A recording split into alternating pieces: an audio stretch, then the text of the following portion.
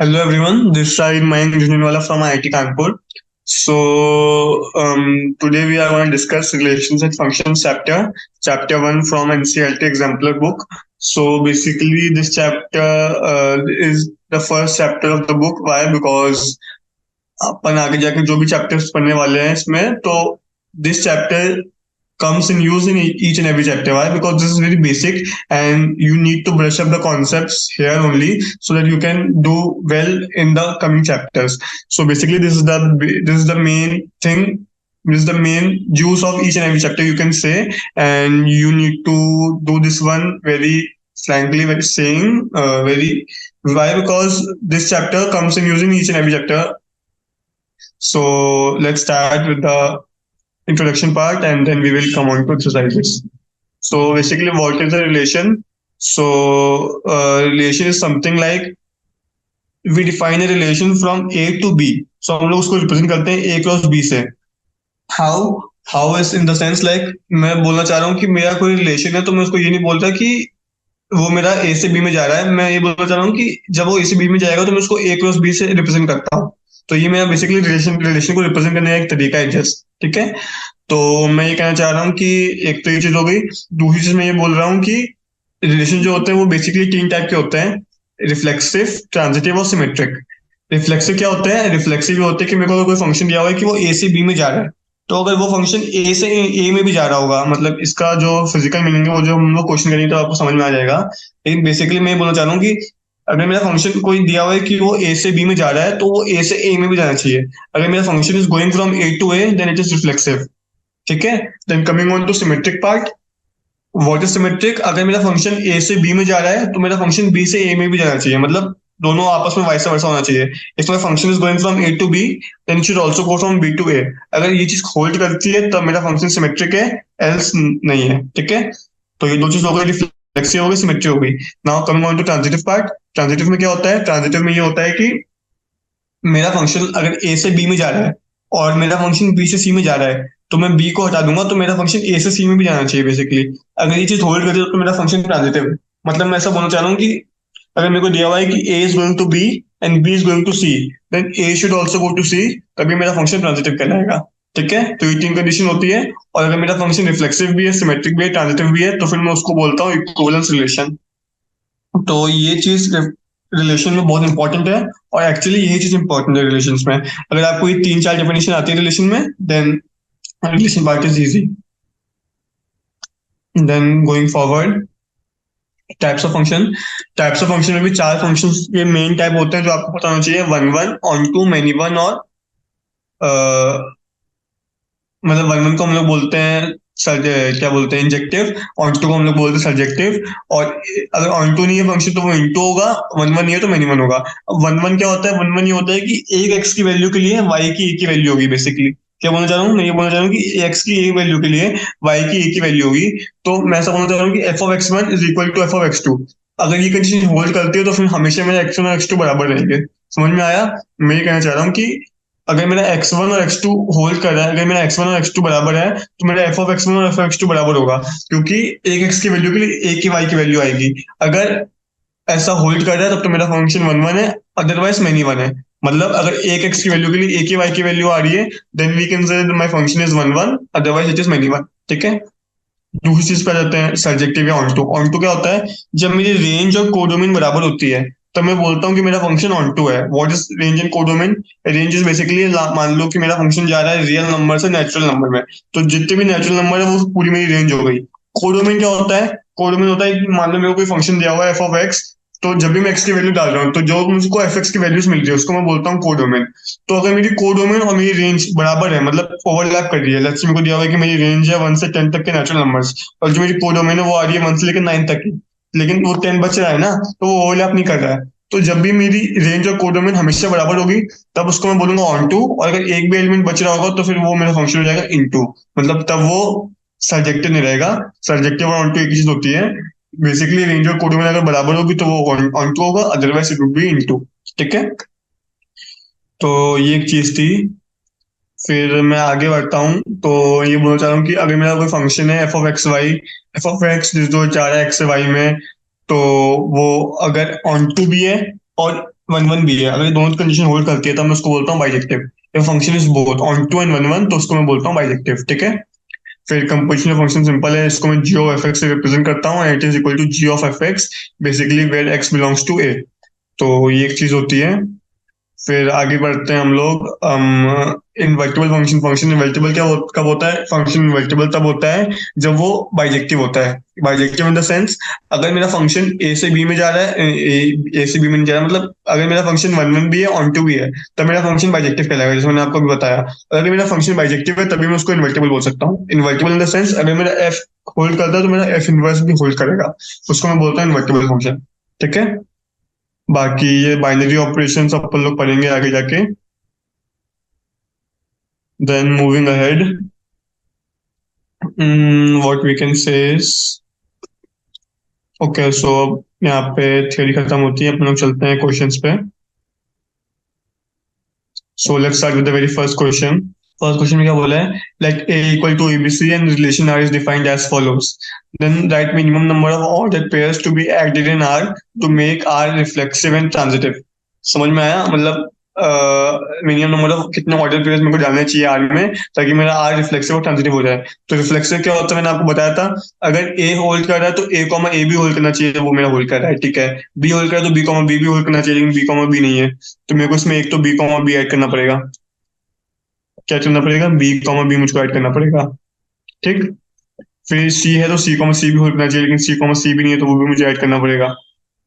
C comma सी भी मुझे add करना पड़ेगा, ठीक।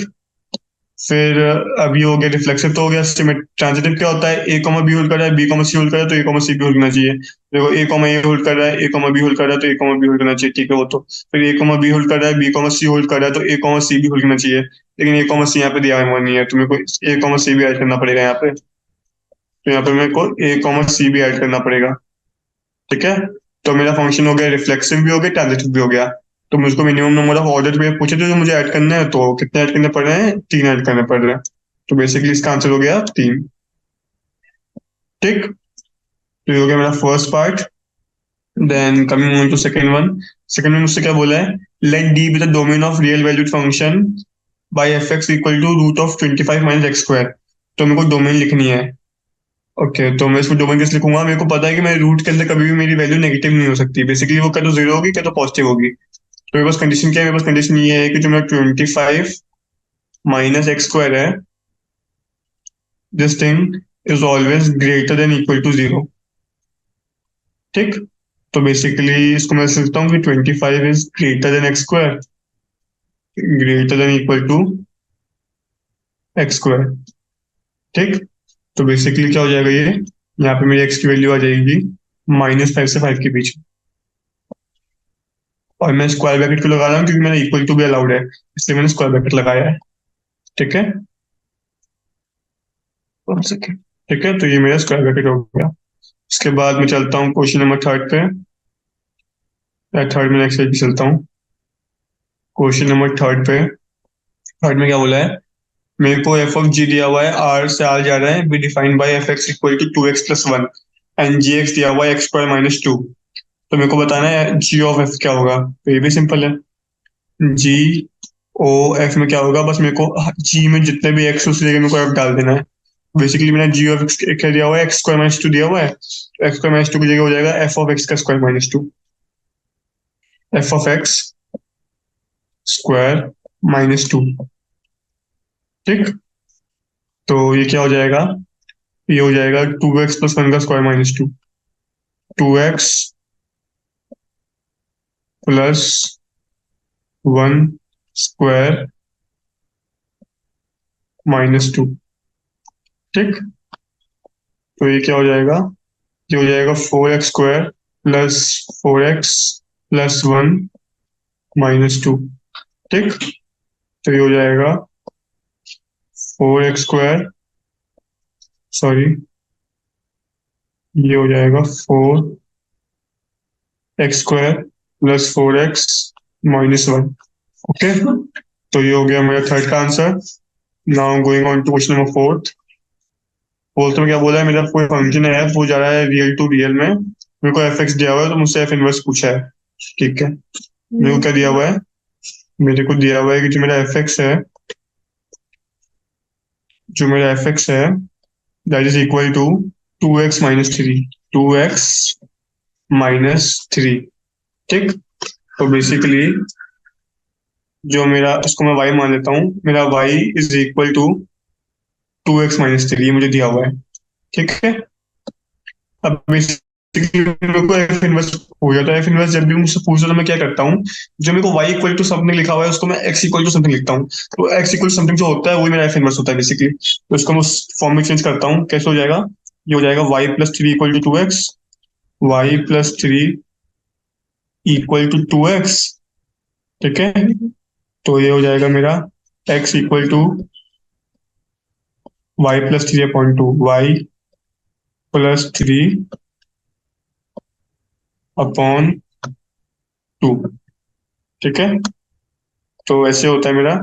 यहाँ पे मेरा एफ इनवर्स एक्स कितना हो गया? एफ इनवर्स एक्स, अब मैं वापस y को x से रिप्लेस कर दूंगा, तो मेरा एफ इनवर्स एक्स हो गया x+3/2। ठीक है। तो ये हमेशा मल्टी डिवाइड रख लेना, एफ इनवर्स एक्स कैसे निकालते हैं। तो y इक्वल टू समथिंग दिया रहेगा उसको मैं x इक्वल टू समथिंग में चेंज कर दूंगा, तो ये समथिंग हो जाएगा मेरा एफ इनवर्स। अब अगर एफ इनवर्स y होता तो ये होता है y+3/2, एफ इनवर्स x है तो ये हो जाएगा x+3/2। ठीक है। तो this one is simple, you have to just remember the concept. फिर आगे चलते हैं क्वेश्चन नंबर 5 पे। तो 5 में क्या बोला है? 5 में बोला है कि कोई ए दिया हुआ है ABCD, और मुझको फंक्शन दिया हुआ है, मेरे को इसका इन्वर्स लिखना है।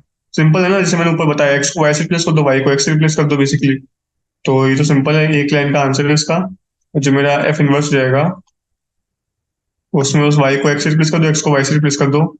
It would become A comma B की जगह हो जाएगा B comma A comma B की जगह हो जाएगा बी कॉमा ए। ठीक। फिर बी कॉमा डी की जगह हो जाएगा D comma B, D comma B. ठीक। फिर सी कॉमा की जगह हो जाएगा ए कॉमा सी, ए कॉमा सी। ठीक। फिर डी कॉमा सी की जगह हो जाएगा सी कॉमा डी। ठीक। तो ये चीज हो जाएगी मेरी एफ इनवर्स एक्स। क्या किया मैंने कुछ नहीं किया, मैंने बस एक्स को वाई से रिप्लेस कर दिया, वाई को एक्स से रिप्लेस कर दिया, और मुझको ये मिल गया। ठीक है। तो ये हो गया मेरा 5th क्वेश्चन। तो अब चलते हैं 6th पे। 6th में क्या बोला है? कोई फंक्शन है एफ, वो जा रहा है रियल टू रियल में, तो मुझको एफ ऑफ एक्स दिया हुआ है, तो मेरे को एफ ऑफ एफ एक्स बताना है। तो बेसिकली ये जी ऑफ एफ एक्स की तरह ही है जो मैंने थर्ड में किया था, बस इसमें उसी फंक्शन को वापस इसने ले लिया। तो बेसिकली मेरे को बताना है एफ ऑफ एफ एक्स। यहाँ पे क्या करूंगा, मैं दो बार एफ एक्स लूंगा। पहले तो मैं एफ ऑफ एक्स की जगह जब जहां जहाँ पे एक्स है उसको मैं एफ एक्स से रिप्लेस कर दूंगा बेसिकली। तो एक्स स्क्वायर माइनस 3x+2 है ना, तो हो जाएगा एफ ऑफ एक्स का स्क्वायर, एफ ऑफ एक्स का स्क्वायर माइनस 3f(x+2). ठीक। तो यहाँ से क्या हो जाएगा, अब मैं एफ ऑफ एक्स की जगह डाल दूंगा एफ ऑफ एक्स की value x square minus 3x+2 basically. तो ये हो जाएगा एक्स स्क्वायर माइनस 3x+2, इसका स्क्वायर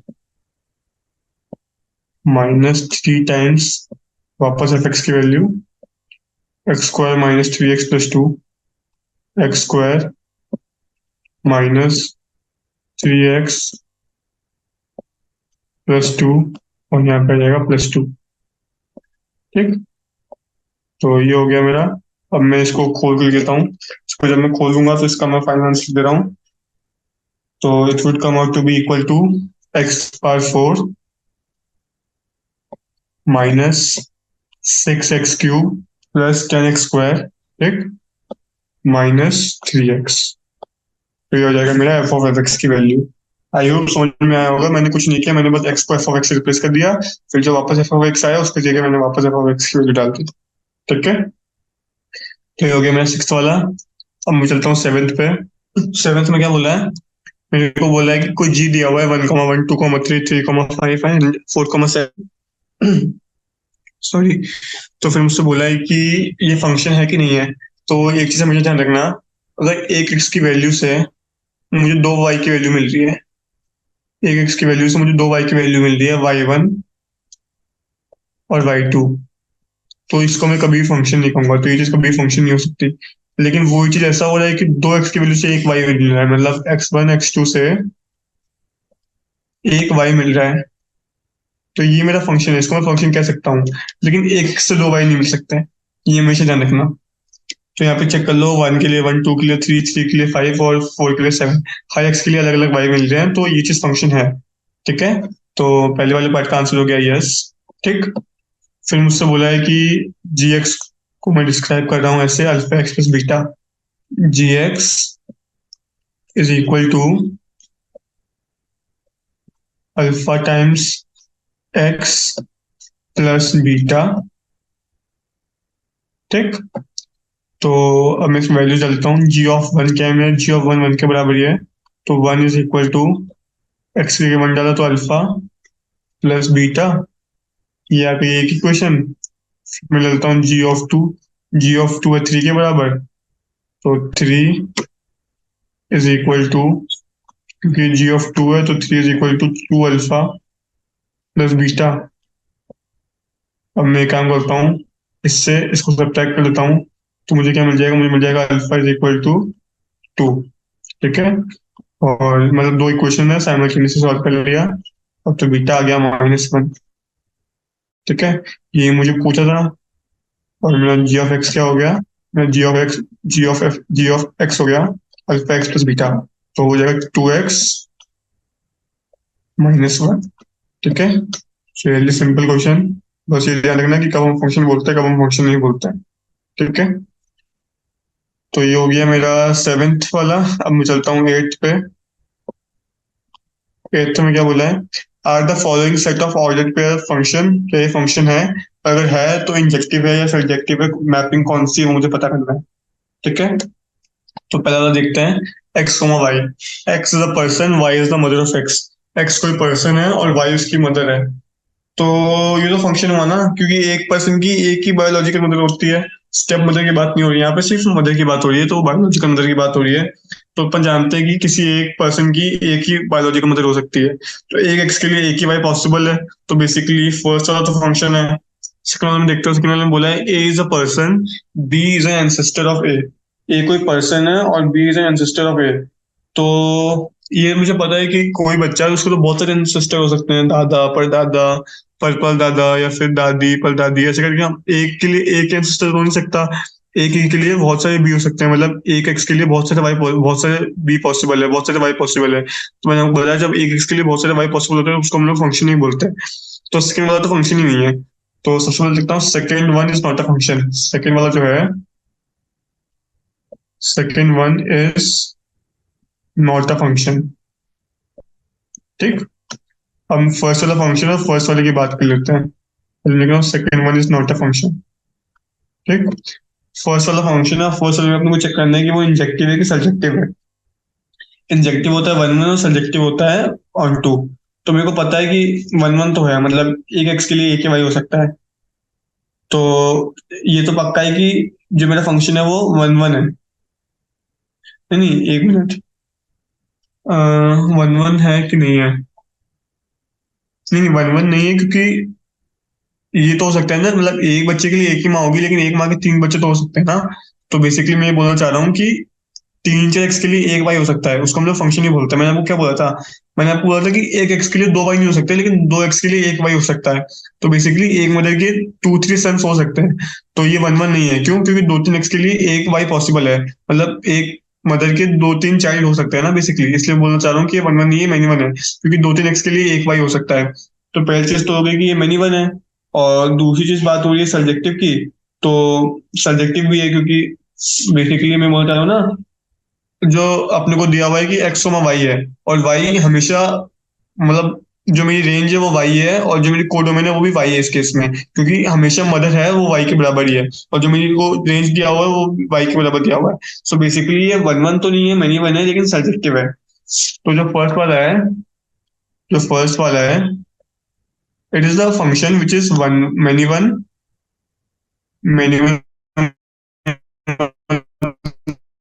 मतलब वन वन नहीं है, many one and subjective. Surjective मतलब ऑन टू। ठीक है, मेन्यू वन एंड सर्जेक्टिव। ठीक, तो ये हो गया मेरा एट वाला। आगे चलते हैं नाइन्थ पे। नाइन्थ में क्या बोला है, if the mappings f and ji are given by this and this then right f O g. अगर मेरे को ये मैपिंग्स चाहिए हुई तो मुझे एफ ओ जी लिखना है, तो ये भी सिंपल है, एफ ओ जी लिखना है ना। ये थोड़ा सिंपल है और एक्चुअली इंटरेस्टिंग भी है। तो देखो, एफ ओ जी कैसे लिखूंगा मैं, मेरे को दिया हुआ है एफ ओ जी लिखना है, तो बेसिकली जो मेरे एक्स हैं वो मेरे जी से आएंगे, बेसिकली जो जी ऑफ एक्स है वो मेरे होंगे एफ ऑफ एक्स के लिए एक्स। ठीक है, तो लिखते हैं इसको हम। बेसिकली इसमें मैं ये बोलना चाह रहा हूँ कि एफ ओ जी है, तो एफ ओ जी में जो एफ ओ जी की डोमेन होगी वो होगी जी की डोमेन, और जो रेंज होगी वो होगी एफ वाली रेंज। तो बेसिकली अगर मैं इसको यहाँ पे मैं लिखूंगा, पहले मैं लिखता हूँ एफ ओ जी में कौन कौन सी एक्स पॉसिबल है। तो एफ ओ जी एक्स, तो यहाँ पे कौन कौन से एक्स पॉसिबल है जो जी की डोमेन में आ रहे होंगे, जी की डोमेन में कौन कौन से एक्स आ रहे हैं, टू फाइव और वन आ रहे हैं। तो बेसिकली मेरे को तीन चीज निकालनी पड़ेगी, एफ ओ जी टू, फिर मेरे को निकालना पड़ेगा एफ ओ जी फाइव, और फिर मेरे को निकालना पड़ेगा एफ ओ जी वन। तो बेसिकली मेरे को निकालना पड़ेगा एफ ओ जी फाइव, एफ ओ जी टू और एफ ओ जी वन, क्योंकि मेरी जो डोमेन होगी वो जी वाली डोमेन के बराबर होगी। तो हो जाएगा एफ ओ जी वन। ठीक, तो ये बेसिकली है। अब हमको लिखना है एफ ओ जी टू। तो एफ ओ जी टू किसके बराबर होगा, जी ऑफ टू क्या है, जी ऑफ टू है थ्री के बराबर। तो बेसिकली ये हो जाएगा एफ ऑफ थ्री के बराबर। ठीक है, समझ में आया ना, जो डोमेन होगी वो जी की होगी, इनर फंक्शन की डोमेन होती है। फिर g of five, g of five है वन के बराबर, तो ये हो जाएगा एफ ऑफ वन के बराबर। ठीक, फिर जी ऑफ वन है थ्री के बराबर, तो ये हो जाएगा एफ ऑफ थ्री के बराबर। ठीक है, तो बेसिकली एफ ऑफ थ्री कितना है, एफ ऑफ थ्री है फाइव के बराबर, तो एफ ओ जी टू हो जाएगा फाइव, एफ ऑफ वन हो जाएगा टू के बराबर, वन कॉमा टू है, थ्री कॉमा फाइव है, और एफ थ्री की वापस फाइव हो जाएगा। ठीक है, तो बेसिकली यहाँ पे क्या आ जाएगा, यहाँ पे आ जाएगा टू के लिए फाइव के बराबर, टू कॉमा फाइव। अब मैं एफ ओ जी देखूंगा। ठीक है, तो टू से आ रहा है फाइव, फाइव से आ रहा है टू, कॉमा फाइव से आ रहा है टू, और वन से आ रहा है फाइव, वन से क्या आ रहा है, वन से आ रहा है फाइव। ठीक, तो ये हो जाएगा मेरा एफ ओ जी। आई होप समझ में आया होगा, बेसिकली सिंपल था और थोड़ा इंटरेस्टिंग भी था।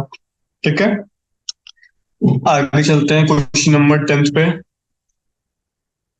तो टेंथ में क्या बोला है, टेंथ में बोला है that C with a set of complex numbers prove that the mapping f going from C to R is given by z is equal to mod z for all z is neither one one nor not two। ठीक है, मुझे क्या दिया हुआ है, मुझे दिया हुआ है f of z mod z के बराबर है, f of z is equal to mod z। ठीक, तो मुझे प्रूफ करना है कि ये नाइदर वन वन है नॉट ऑन टू है। तो मैं कोई भी एक z ले लेता हूँ, जो भी अपना मन करे, कोई भी एक z ले लो जो भी तुम्हारा मन करे। लेट्स से मैं ले लेता हूँ थ्री प्लस फोर आई। जेड लेना ना, जेड कॉम्प्लेक्स नंबर है, कॉम्प्लेक्स नंबर में मेरे को एक रियल पार्ट होता है, एक इमेजिनरी पार्ट होता है। तो लेट्स से मैंने जेड ले लिया थ्री प्लस फोर आई। ठीक है, तो ये किसके बराबर हो जाएगा, ये हो जाएगा बराबर mod of three plus four i. ठीक है, और मॉड कैसे निकालते हैं, अपने कॉम्प्लेक्स नंबर में पढ़ा ही होगा। मॉड निकालने के लिए क्या करते हैं, mod is equal to under root of X square plus Y square. X है थ्री, थ्री का स्क्वायर हो जाएगा नाइन, वाई है फोर, फोर का स्क्वायर हो जाएगा सिक्सटीन, नाइन प्लस सिक्सटीन हो जाएगा ट्वेंटी फाइव। तो बेसिकली इसका जो आंसर आएगा वो क्या आएगा, वो आएगा फाइव। ठीक है, अब मैं यही चीज लेता हूँ थ्री माइनस फोर आयोटा के लिए, थ्री माइनस फोर आयोटा के लिए। मतलब आपको दिख गया होगा क्या मैं बताना चाह रहा हूँ, फिर भी मैं करके दिखाता हूँ। जो ये किसके बराबर होगा, ये बराबर होगा mod of three minus four iota. ठीक है, इसके बराबर होगा। अब मेरे को पता है इसका मॉड भी वही आएगा, क्योंकि माइनस तो स्क्वायर रूट के प्लस जाएगा ना बेसिकली। तो ये हो जाएगा थ्री का स्क्वायर नाइन, और माइनस फोर का स्क्वायर वापस सिक्सटीन, माइनस फोर का स्क्वायर वापस सिक्सटीन, तो ये वापस फाइव के बराबर ही आ रहा है। तो दो एक्स है क्योंकि एक वाई मिल रहा है, तो ऑब्वियसली बात है वन वन तो रहा नहीं, तो ये मिनिमम हो गया। फिर मुझे प्रूफ क्या करना है, मुझे प्रूफ करना है कि ये ऑन टू नहीं है, मतलब रेंज और कोडोमेन बराबर नहीं है। तो मेरे को पता है कि जो इसकी रेंज है वो मुझे दिया हुआ है। 1 सेकेंड। ठीक है, तो मुझको जो रेंज दी हुई है, मेरे को रेंज दी हुई है, it is going from C to R। Basically real number की रेंज है। लेकिन मेरे को पता है कि जो मॉड जेड है वो हमेशा ग्रेटर देन जीरो होगा। जो मॉड जेड है, क्योंकि मॉड जेड है मैग्नीट्यूड, और मैग्नीट्यूड कभी नेगेटिव हो नहीं सकता, तो वो हमेशा greater than equal to zero होगा। और जो रियल नंबर होते हैं, रियल नंबर में नेगेटिव नंबर्स भी आते हैं। तो बेसिकली जो मेरी पूरी रियल नंबर की रेंज है, वो पूरी कवर नहीं कर रहा हूँ, मैं सिर्फ पॉजिटिव वाली रेंज कवर कर रहा हूँ। तो बेसिकली यहाँ पे मेरी रेंज और कोडोमेन बराबर नहीं है, क्योंकि जो मेरा आंसर है कोडोमेन है, वो मेरी हमेशा ग्रेटर देन जीरो है। लेकिन जो मेरी रेंज है वो पूरी रियल नंबर है, और रियल नंबर में नेगेटिव नंबर भी आते हैं। तो यहाँ पे जो रेंज और कोडोमेन है वो बराबर नहीं है। Range is not equal to codomain. ठीक है, रेंज और कोडोमेन बराबर नहीं है। Sorry. Range is not equal to codomain. ठीक, that's why it is not to also. So hence proved. ठीक है, आगे चलते हैं क्वेश्चन नंबर 11 में। क्या बोल रहे हैं? Let the function f going from r to r be defined by fx equal to cos x। वापस शो करना है कि it is neither one one nor onto. ठीक है, तो एफ ऑफ एक्स का दिया हुआ है मुझे। मुझे दिया हुआ है F of X equal to cos X. ठीक, तो मुझे पता है वन वन के लिए मैं क्या प्रूफ करता हूँ। मैं वन वन के लिए प्रूफ करता हूँ कि अगर मेरा एफ ऑफ एक्स वन और एफ ऑफ एक्स टू बराबर है, तो मेरा एक्स वन और एक्स टू बराबर आना चाहिए। अगर मेरा एफ ऑफ एक्स वन और एफ ऑफ एक्स टू बराबर है, तो मेरा एक्स वन और एक्स टू बराबर आना चाहिए, तभी मैं बोल सकता हूँ मेरा फंक्शन वन वन है। क्योंकि अगर दो एक्स के लिए सेम वाई आ रहे हैं, तो फिर वो मेरा फंक्शन वन वन नहीं हुआ। तो अगर ये कंडीशन होल्ड करती है, तो एक्स वन और एक्स टू बराबर आना चाहिए, तभी मेरा फंक्शन वन वन कहलाएगा। Then X one should be equal to X two. ठीक है, तो मैं चेक कर लेता हूँ एक्स वन एक्स टू बराबर आ रहे हैं कि नहीं आ रहे। मैं लेता हूँ cos of x one. Cos of x one is equal to cos of x two. ठीक है, लेकिन अपने को पता है कॉस एक पीरियोडिक फंक्शन है, और वो हमेशा टू एन पाई के बाद रिपीट करता है। तो मैं बेसिकली एक्स टू को लिख सकता हूँ कि x two is equal to x one plus minus two n pi. मेरे को पता है ना वो टू पाई के बाद रिपीट करता है। मतलब N can be any zero one two three four ऐसे करके कुछ भी हो सकता है। तो मेरे को पता है जब भी मेरा एक्स टू इसके बराबर होगा, तो मेरा कॉस बराबर होगा, क्योंकि कॉस एक पीरियोडिक फंक्शन है ना। कॉस एक पीरियोडिक फंक्शन है, अगर नहीं पता तो। कॉस रिपीट करता है अपनी वैल्यूज टू पाई के बाद, देखो रिपीट कर रहा है। तो ये पीरियोडिक फंक्शन है, तो बेसिकली एक्स टू और एक्स वन बराबर नहीं है। मतलब बराबर भी हो सकता है, लेकिन बराबर नहीं भी हो सकता। तो ये कंडीशन हमेशा होल्ड नहीं कर रही है। क्योंकि ये कंडीशन हमेशा होल्ड नहीं कर रही, तो मेरा फंक्शन वन वन तो नहीं है। अब मुझे प्रूफ करना है कि ये सर्जेक्टिव भी नहीं है। अब मेरे को दिया हुआ है कि इसकी रेंज रियल टू रियल है। मतलब मेरे को दिया हुआ है ना कि रियल टू रियल जा रहा है, it is going from R to R. मतलब इसकी रेंज तो हो गई पूरी आर, लेकिन मेरे को पता है जो मेरा कॉस एक्स फंक्शन होता है वो सिर्फ यहाँ से यहाँ के बीच में लाई करता है। तो ये होता है वन, ये होता है माइनस वन। तो जो भी मेरा कॉस एक्स फंक्शन है, उसका जो कोडोमेन है, कॉस एक्स फंक्शन की जो कोडोमेन है, मतलब जो मेरा हमेशा कॉस एक्स करके जो आंसर आएगा, वो माइनस वन और वन के बीच में लाई करेगा। That is equal to minus one included से लेके वन इंक्लूडेड तक। ये आती है मेरी कोडोमेन। लेकिन ये पूरी रियल नंबर्स को तो कवर कर नहीं रही। वन के बाद वाले सारे पॉजिटिव नंबर्स और माइनस वन के पहले वाले सारे नेगेटिव नंबर्स, उसको तो कवर कर नहीं रही। तो ये पूरी रियल नंबर को तो कवर कर नहीं रही है। तो यहाँ पे भी रेंज और कोडोमेन बराबर नहीं है। तो सिंस रेंज और कोडोमेन यहाँ पे बराबर नहीं है, तो we can say that this function is also neither one one nor onto. ठीक है, तो ये हो गया मेरा 11th वाला। अब मैं आगे चलता हूँ 12th पे। Question number 12। तो 12th में क्या दिया हुआ है? 12th में दिया हुआ है let X equal to one two three and Y equal to four five. Find whether the following subsets of X plus Y are functions from X to Y और नॉट। ठीक है, तो मेरे को एक्स प्लस वाई दिया हुआ है, x cross Y दिया हुआ है, सॉरी। एक्स क्रॉस वाई है 1,4 1,5 2,4 3,5। ठीक है, मतलब पहले मैं एक्स क्रॉस वाई लिख लेता हूँ क्या क्या हो सकता है। तो जो मेरा एक्स क्रॉस वाई है, उसमें क्या क्या हो सकता है? एक्स क्रॉस वाई में हो सकता है 1,4, 1,4, क्योंकि मैं वन से फोर पे जा सकता हूँ। मतलब ए एक्स की वैल्यू से एक्स जो एक्स की वैल्यू है वो हो जाएगी मेरी, जो मेरी एक्स की वैल्यू हो जाएगी मेरी डोमेन, और जो मेरी वाई की वैल्यू हो जाएगी मेरी कोडोमेन। तो 1,4 हो सकता है, 1,5 हो सकता है। ठीक है, ये होता है एक्स क्रॉस वाई की, मतलब अगर नहीं पता हो तो देख लेना। फिर 2,4 होता है, 2,5 हो सकता है। 2,4, 2,5, मतलब जो मेरी एक्स की वैल्यू वो बना रही है मेरी डोमेन, और जो मेरी वाई की वैल्यू है वो बना रही है मेरी कोडोमेन। ठीक है। और हो सकता है 3,4 और 3,5। तो एक्स क्रॉस वाई में ये वाले एलिमेंट्स पॉसिबल है, 3,4 और 3,5। ठीक। तो ये तो हो गया मेरा एक्स क्रॉस वाई। मुझे चेक करना है जो मुझे दिया हुआ है वो है कि नहीं है। पहले वाले में मुझे दिया हुआ है 1,4 है इसमें, 1,5 है इसमें, 2,4 है इसमें, और 3,5 है इसमें। तो इसमें चारों एलिमेंट्स है। तो लेकिन लेकिन लेकिन अपन लोग ये देख सकते हैं कि यहाँ पे ये चारों फंक्शन तो है, मतलब एक्स क्रॉस फाइव में ये वाले एलिमेंट्स आएंगे, वो सारे एलिमेंट्स में है। लेकिन अपन एक और चीज देख रहे हैं कि यहाँ पे एक एक्स की वैल्यू के लिए दो वाई की वैल्यू है। और ये मैंने आपको भी बताया था कि एक एक्स की वैल्यू के लिए दो वाई की वैल्यू नहीं हो सकती। यहाँ पे बताया था मैंने, एक एक्स की वैल्यू के लिए दो वाई की वैल्यू नहीं हो सकती, तब उसको हम लोग फंक्शन नहीं बोलेंगे। ठीक है। और यहाँ पे वही चीज हो रही है। यहाँ पे मैं बोल रहा हूँ कि एक एक्स की वैल्यू के लिए, मतलब एक वन के लिए दो वैल्यू आ रही है, 4 और 5। तो पहला वाला फंक्शन तो फंक्शन नहीं कहलाएगा। First one is not a function. Second वाला चेक करते हैं। सेकंड वाले में दिया हुआ है 1,4, ठीक है। 2,4, ठीक है। और 3,4, ठीक है। तो यहाँ पे 1,4, 2,4, 3,4 है।